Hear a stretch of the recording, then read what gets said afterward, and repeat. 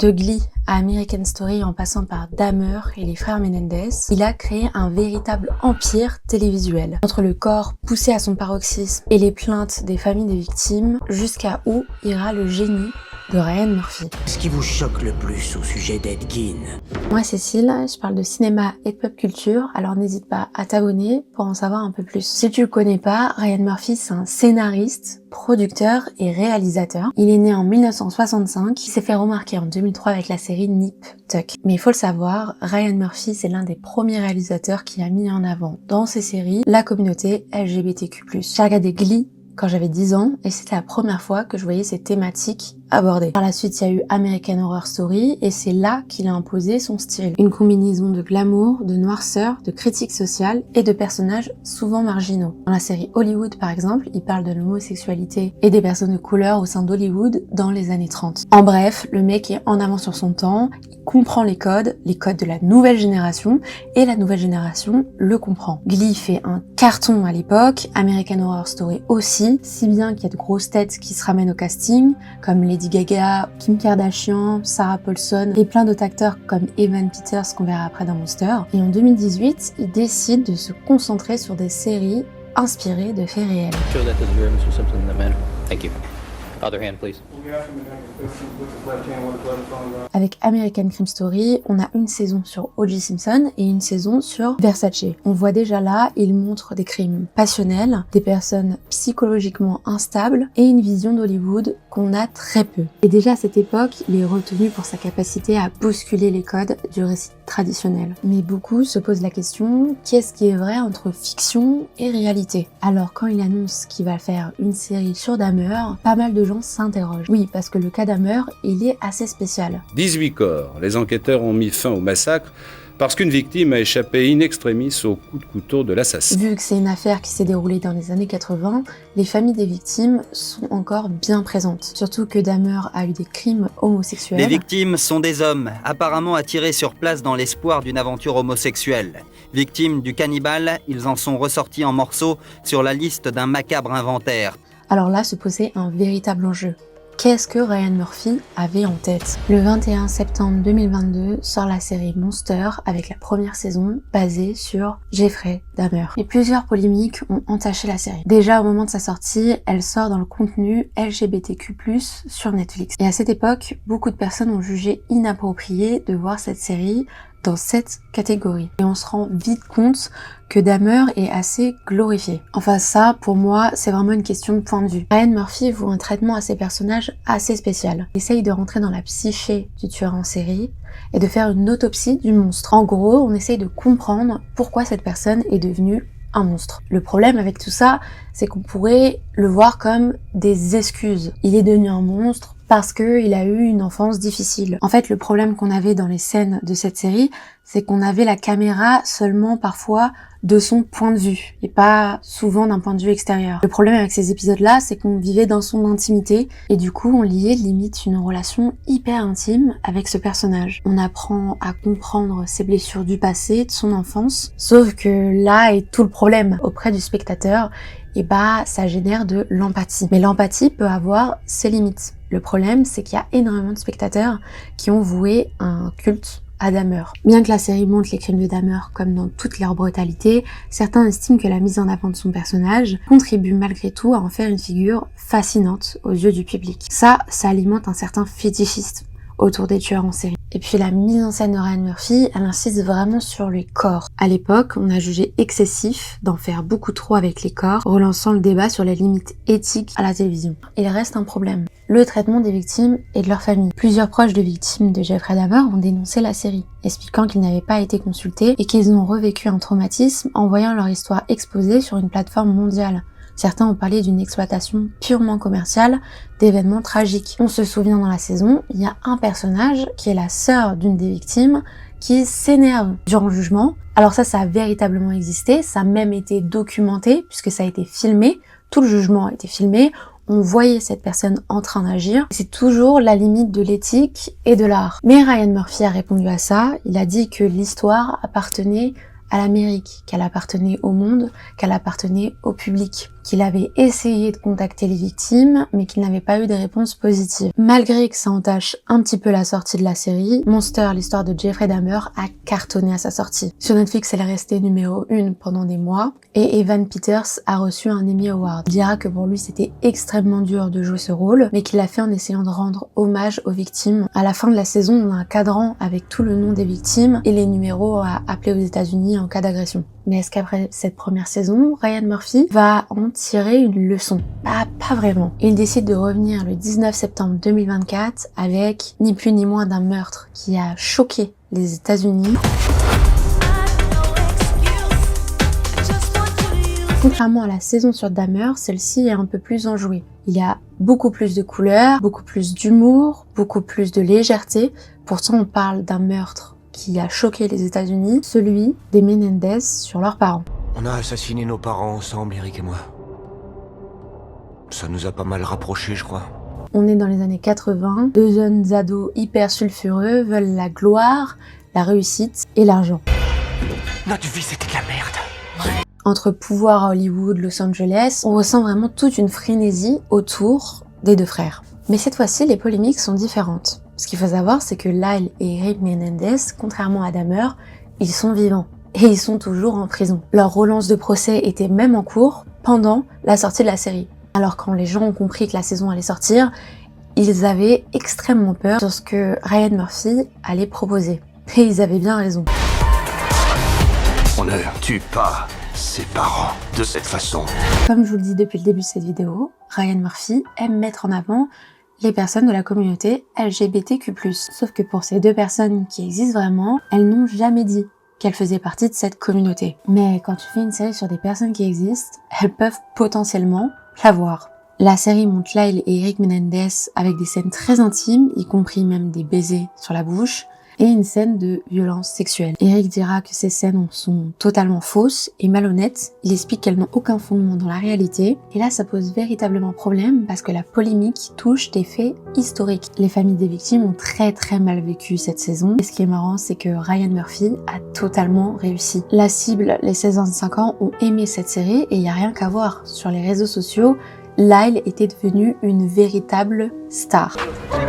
Hey Mafia, after what we've been through, I'd like to see you try. That ass perfect, baby. I love the way you do it, twerking, baby. Nicolas Chavez, l'acteur qu'il interprète, il a reçu des millions de likes et des millions d'impressions. Oui, il est hyper sexualisé, il joue extrêmement bien le personnage hyper sulfureux des années 80, avec des sonorités hyper pop. Ça a même remis à la mode des musiques qu'on n'écoutait plus du tout, genre du Mini Vanilli. Less than I, in their words, girl, I'm gonna miss you.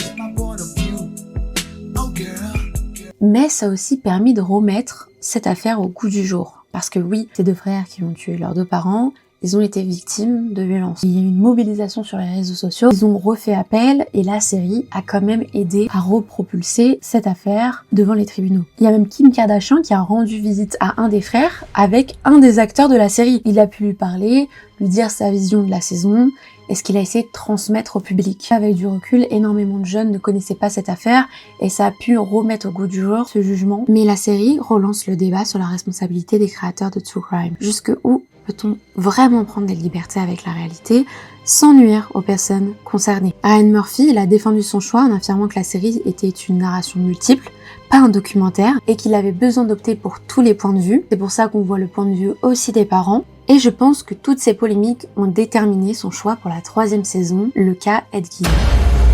Qu'est-ce qui vous choque le plus au sujet d'Ed Gein?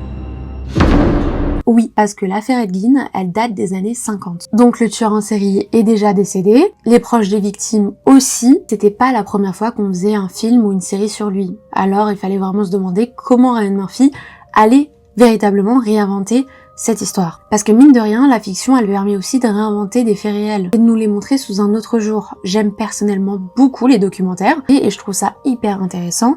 Puis c'est des enquêteurs et des documentalistes qui ont travaillé sur ça. Mais ce que j'aime avec la dimension fictionnelle, c'est de rentrer un peu plus dans le personnage tout en inventant certaines choses. Moi, ça me dérange pas d'avoir certaines libertés sur les faits réels parce que je suis consciente que je regarde une œuvre de fiction. Dès le début, on sait que c'est Charlie Hunnam qui va interpréter Ed Gein, et là les polémiques commencent. Certains estiment que le choix de l'acteur, connu pour son charisme, risque de romantiser ou de glorifier la figure du tueur, ce qui pourrait même nuire à la perception du public. Les gens vont se dire bon, c'est encore un beau gosse, on va pouvoir faire des edits sur lui comme Lyle Menendez, et surtout de minimiser ses crimes. Et on le voit, dès le premier épisode, Charlie Hunnam est montré complètement nu. Et donc on reconnaît la patte de Ryan Murphy et son amour pour le corps. La série, elle prend beaucoup de liberté sur des faits historiques. Elle suggère que Gein aurait tué son frère alors qu'on n'en est vraiment pas sûr. Mais ce qui est vraiment critiqué ici, c'est l'amour du sensationnalisme. On en a vu et revu des séries sur des tueurs en série. Et même des films. Ça n'a pas été inventé par Ryan Murphy. L'amour pour l'horreur et pour ses criminels, il existe depuis très longtemps. Alfred Hitchcock le dit dans la saison, avant on se passionnait pour des monstres comme Frankenstein, et aujourd'hui c'est des tueurs en série qui nous inspirent. Enfin, qui inspirent d'autres tueurs en série. Par exemple, Ted Bundy ou John Wayne Gacy se sont inspirés eux-mêmes de Ed Gein. Mais alors pourquoi c'est si grave de montrer les faits quand ce sont vraiment des faits? Pourquoi une partie de la population regarde ces séries et ces films et reste choquée alors qu'elles ont fait le pas d'aller voir ces séries? Ça s'appelle la curiosité morbide, la fascination pour le danger, le désir de voir ou même connaître quelque chose que l'on sait qui va être mauvais ou choquant pour nous. Regarder des scènes violentes ou des vidéos que l'on sait dérangeantes, tout en se disant qu'on est protégé car nous, on est chez nous et qu'on n'a rien fait de mal.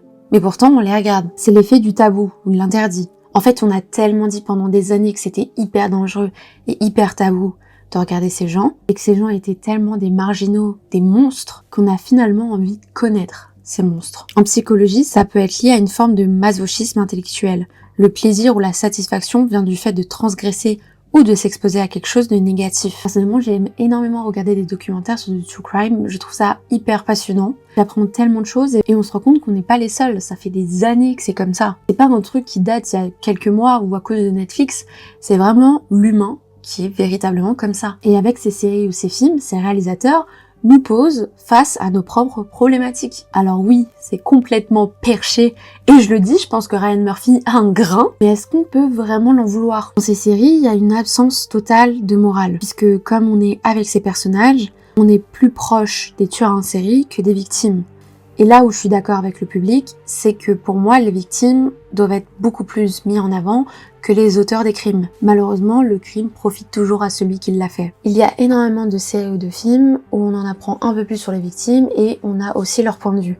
Et je trouve ça aussi très très intéressant. Les séries permettent de développer une réelle empathie pour les victimes et de comprendre leur point de vue.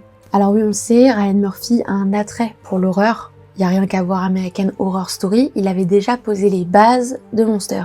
Et puis il faut le dire, cette saison, elle est beaucoup plus gore. L'obsession pour le corps des femmes, l'obsession pour la sexualité, l'obsession pour ses parents. Il y a énormément de thématiques dans cette saison. Peut-être un peu trop, ce qui nous perd pas mal, parce qu'il y a aussi toute la dimension des réalisateurs et comment ils se sont inspirés d'Ed Gein dans leurs films. En réalité, la série Monster, elle illustre parfaitement les dilemmes du true crime. Comment raconter des faits réels tout en créant du drame? Comment captiver le spectateur en le mettant en face de sa propre problématique. Si la série réussit à être prenante et visuellement marquante, elle soulève aussi des questions éthiques. Au final, Monster divise, certains la considèrent comme une œuvre audacieuse et innovante, mais d'un autre côté, on peut se dire que Monster n'est pas un documentaire, mais une narration dramatique, qui explore différents points de vue et qui met en lumière des traumatismes souvent passés sous silence. Pour Ryan Murphy, l'objectif, il est de raconter une histoire captivante, d'attirer l'attention sur les abus, les dysfonctionnements du système et les conséquences psychologiques sur les personnages, sans prétendre qu'il dit la vérité. On peut applaudir l'audace et on peut aussi reprocher un manque de fidélité. Personnellement, je pense que tout est une question de point de vue. Si je me mets en tête que je suis en train de regarder une fiction et que je connais le style de Ryan Murphy, alors je vais être ok avec ce que je vais voir, puisque je suis consciente de ce que je regarde, même si parfois je peux totalement me perdre. Dans la dernière saison, après l'avoir vue, j'ai pris un bon moment avant de me remettre les idées en place. Il y a certaines scènes hyper déroutantes qui m'ont mis totalement mal à l'aise. En fait, j'ai beaucoup de mal avec toute la figure de l'enfant. L'enfant, ça inspire l'insouciance, l'inconnu. Le fait de voir des personnes avec une psychologie d'enfant commettre des actes aussi horribles, ça m'est vraiment pas bien. Mais jusqu'à où ira-t-il Ryan Murphy ? On le sait, sa prochaine saison arrive, elle est déjà quasiment finie et ce sera sur un personnage féminin cette fois-ci. Mais quand on réfléchit, c'est pas seulement que dans ces séries, c'est dans le monde entier en fait. On dit qu'on rencontre plus de 10 psychopathes dans notre vie. Alors je sais pas si cette stat est réelle, très honnêtement, mais je me dis qu'en fait, le monstre qu'il vit parmi nous, que ce sont des gens normaux. Et que c'est important parfois de se rappeler que ces personnes peuvent être tout le monde. J'espère que tu as apprécié cette vidéo. N'hésite pas à donner ton avis en commentaire, ça m'intéresse énormément. Je te laisse t'abonner et mettre la cloche, d'autres vidéos arrivent. Et n'hésite pas à me follow sur mes réseaux sociaux.